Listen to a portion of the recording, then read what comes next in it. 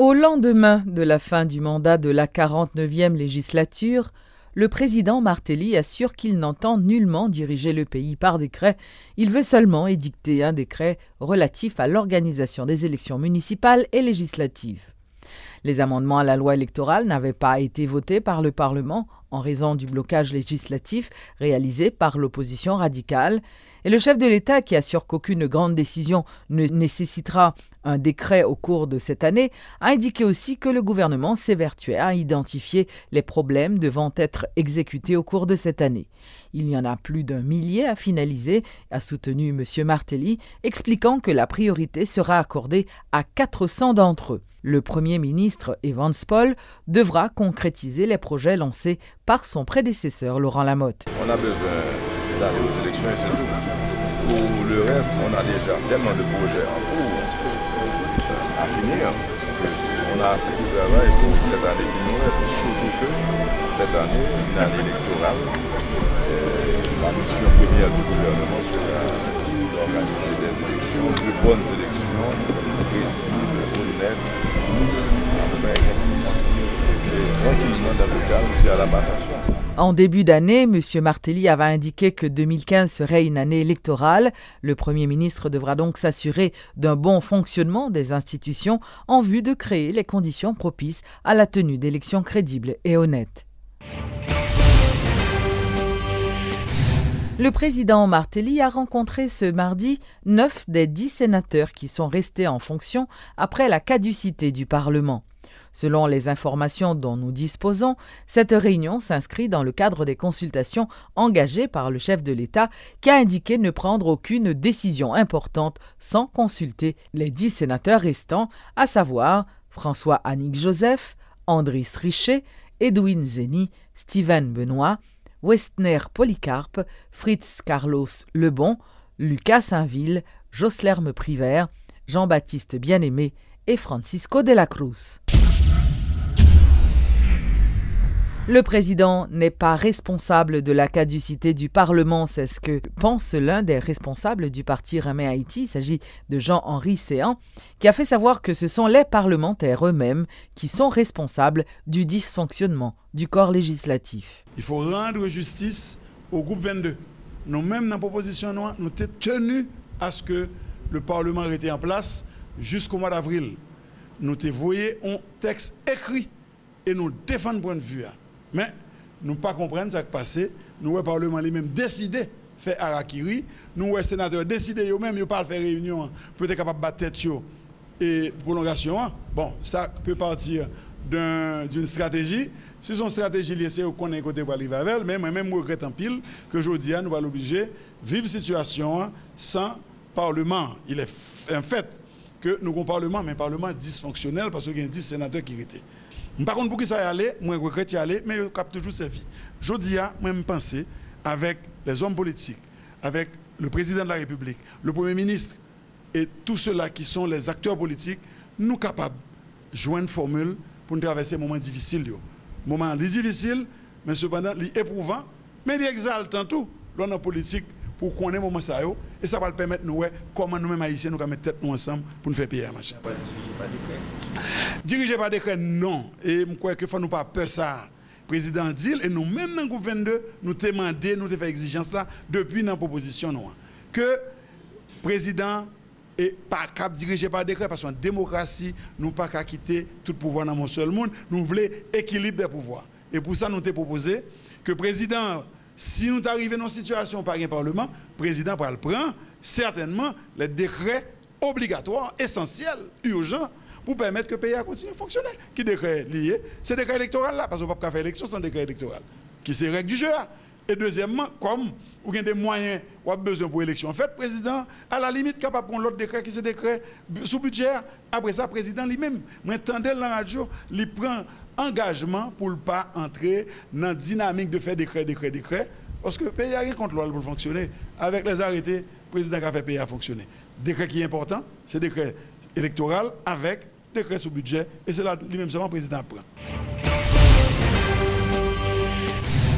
La table de résistance de la plateforme politique Réponse Paysan a annoncé ce mardi observer une trêve en ce qui a trait aux mobilisations pro-gouvernementales. Les membres de cette structure ont indiqué avoir pris cette décision suite au dysfonctionnement du Parlement. Et nous voulons, président Martelly, encore reconnaître que l'Avalas c'est un groupe et qui choisit méthode qui est mal là pour faire politique, qui c'est la violence comme méthode. Nous ne voulons pas que le président Martelly coupe en bas pression, nèg qui t'a tué moun, je dis pas au pouvoir. Nèg qui t'a bressan, je dis pas gain sang pour boire. Nous-mêmes nous demander je dis même Jean t'a résistance dit, c'est pour monsieur Lavalasio, c'est contre pour rendre. Il pas gain pression pour y faire. Nèg qui t'a planifié la mort en dedans Burkina Faso, nèg qui t'a dit 12 janvier, c'est pour le fin pays d'Haïti, nous voulons peuple haïtien évacuer occupation sans problème. C'est menti au tabac. Parce que nous-mêmes, au niveau table de résistance, au niveau militaire démobilisé, au niveau des organisations de base, que des OCAI arrivent au Cap dans différents côtés, il y a une disposition qui prend, et nous dit disposition ça toujours prend. Nous parlons de ces manifestations, mais nous veillons en haut, nous veillons en bas, parce que les citoyens redis, les mettre un investissement dans le pays doit protéger. Les citoyens doivent impliquer nous protéger l'investissement qu'a fait dans le pays, parce que les pas d'investissement, c'est eux qui sont en misère, c'est eux qui sont en souffrance. Ou pas qu'à dire moi défendre mon peuple ou mon peuple, et puis c'est crier ou faire crier. Nous dit président Martelly, jouons un accord avec le parti de l'opposition, et bien nous voulons le Premier ministre Evans Paul installer pour l'entrer en fonction, pour commencer le travail, pour annoncer qu'il est élection faite, pour retourner le pays à l'ordre constitutionnel, pour une stabilité politique, pour attirer l'investissement. Les professeurs du secteur public ont entamé un mouvement de grève afin de réclamer une augmentation salariale, ce qui a eu pour conséquence une perturbation considérable dans le bon fonctionnement des lycées de la capitale. Selon les enseignants, seules 11 000 gourdes a été ajoutée à leur salaire, alors que les responsables du ministère de l'Éducation nationale en avaient promis 13. Le ministère a dit que ça allait des bases, simple, c'est 13 000 gourdes d'état. Tandis que les nous regardons, nous essayons à 11 000 gouttes de commencer, ça allait des bases. Nous-mêmes, ça c'est un point essentiel qui fait que nous-mêmes nous obligés, nous pas d'accord avec ça. Deuxièmement, le ministre n'a pas l'idée, on permis d'enseigner. Permis d'enseigner, ça c'est pas on fait papier, nous demandons des ministres. Nous demandons des ministres, si on bat tant que si nous arrivons là-bas, le professeur ne va pas prendre ligne. Le professeur est obligé de lire les bâtiments, il connaît son professeur. Mais le ministre n'a pas fait papier, obligé. Il est obligé de dire là-bas, faire papier. C'est ce que le professeur a marché en fait papier, pour l'obliger à marcher toute la journée, ça doit le faire papier. D'abord, le professeur a déjà une nomination en main. Cette nomination a fait faire connaître que c'est le professeur. Nous avons raison pour nous obliger comme si, voilà, accepter les débat. Et nous avons une bonne autre bagaille professeur qui est nommé, qui n'a pas jamais touché. Il y a un professeur qui est obligé, qui a travaillé sans cette nomination, le ministre n'a pas jamais nommé. Bon, dans le cas, ça nous-mêmes nous obligés. Nous en grève jusqu'à ce que le ministre n'est obligé de dire un bagage qui est sérieux. Si on lit, c'est comme si, par un professeur, est obligé d'accepter le travail. Bon, ça c'est eux-mêmes, mais ce n'est pas en grève pour eux comme si pour un seul lycée, c'est pour tout le pays, nous en grève. Sont grève illimitée? Et grève là, sont grève illimitée. Ça veut dire tout le temps, nous pas obligés de jouer nos satisfactions, le ministre n'a pas chita ensemble avec nous pour revendication nous passer. C'est qu'ils n'ont pas obligé de pas gagner des postes. Le responsable de l'OCHA dit espérer que les 20 000 familles qui demeurent encore dans des camps d'hébergement seront relogées d'ici la fin de l'année.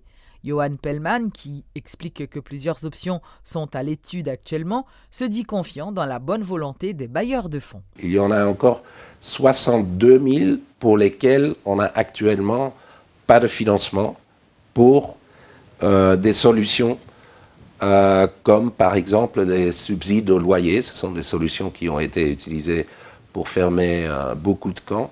Actuellement, nous faisons en tant que OCHA, au nom des acteurs humanitaires, un plaidoyer très fort auprès des bailleurs de fonds pour ne pas oublier ces derniers camps. Ce sont souvent des petits camps, parce qu'on a commencé bien sûr par les camps les plus visibles, les camps où les gens étaient hébergés dans des espaces publics.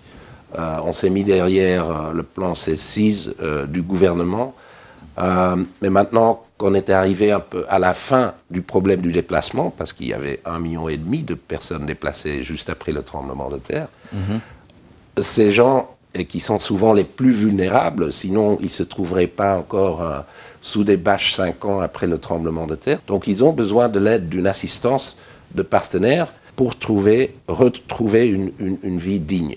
C'est parce que ce sont encore des petits camps, souvent on les voit même pas parce qu'ils sont derrière des murs. Nous sommes là pour faire en sorte que ces gens, 80 000, ne sont pas oubliés. Je pense qu'on peut résoudre le problème cette année, en 2015. C'est juste une question d'argent, de disponibilité d'argent. La capacité logistique, parce que c'est quand même tout un travail de reloger 80 000 personnes, la capacité logistique est encore là. Et je pense que les bailleurs en sont très conscients. Ceux qui ont financé la relocalisation, c'est-à-dire le Canada, l'Union européenne, les États-Unis, ne vont pas laisser tomber ces dernières personnes vulnérables qui se trouvent encore dans les camps. Le cardinal Chibli Langlois, accompagné de la délégation des membres de la conférence épiscopale d'Haïti, est de retour au pays depuis lundi 12, suite à sa participation à une journée consacrée à Haïti par le pape François au Vatican. Lors d'une conférence de presse donnée au salon diplomatique, l'évêque d'Écailles s'est dit satisfait de cette rencontre, jugée fructueuse pour le pays. Intervention, partage d'expériences, célébration eucharistique entre autres, voilà ce qui a marqué la journée du samedi 10 janvier, organisée au Vatican à l'initiative du pape François. En effet, tous les projecteurs étaient fixés sur Haïti lors de cette importante rencontre qui lui a été consacrée dans le cadre de la commémoration du 5e anniversaire du séisme.